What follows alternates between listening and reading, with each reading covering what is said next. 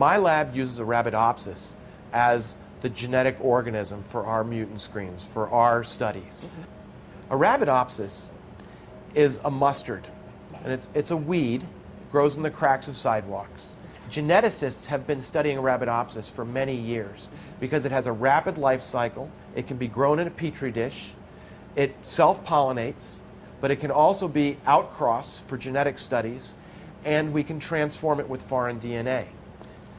Arabidopsis is not going to feed or fuel anyone, but it is a good source for genetic information. It's a great crop for learning about how genes control plant development.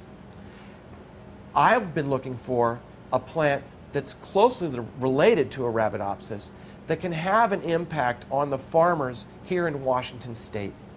Camelina is a plant that is related to Arabidopsis. It's a brassica, it's in the mustard family, and it's an oilseed crop.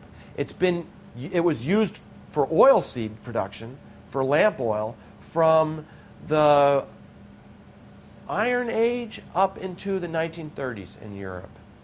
And then when canola and changing farming practices came in, where you could get higher yield under intensive farming areas, camelina was dropped out. It wasn't used anymore. We have areas here in eastern Washington where the soil, the rainfall is low enough that canola doesn't grow well. But field trials being done by scientists here at Washington State University, at University of Idaho, in Montana, as well as companies such as Targeted Growth in Seattle, have found that camelina can grow well under these more arid conditions.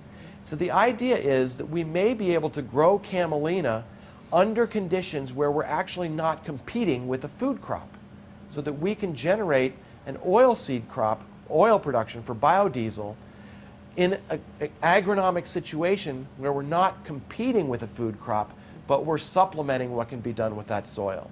So marginal areas, less rainfall, or added into a rotation where you wouldn't be able to rotate in an oilseed crop such as canola or soybean.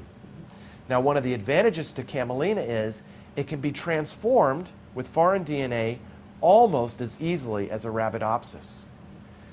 We transform Arabidopsis by dipping the flowers in a solution of bacteria called agrobacterium. And this bacteria has been engineered, genetically engineered, to insert a piece of known DNA into the plant genome. The flower, or the egg in the flower, becomes transformed by the agrobacterium, and then after pollination, we collect the seeds and we have transgenic seeds. Camelina seeds are much larger than Arabidopsis seeds.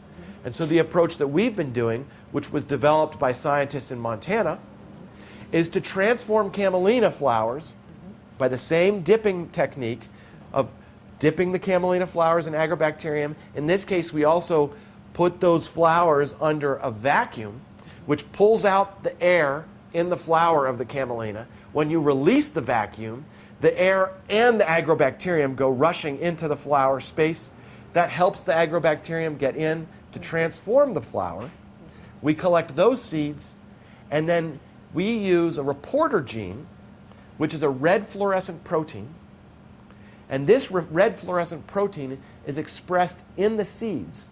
And since the seed coat of camelina is somewhat transparent, it's a light enough color that by using rose-colored glasses, and I have a pair of these rose-colored glasses right here, and a little green flashlight, I can shine these green LED on the camelina seeds, and I can, using this red filter, I can see the transgenic seeds in a group of non-transgenic seeds. Ideally, we'll be able to identify genes that can increase yield in this potential oilseed crop that can be grown in eastern Washington.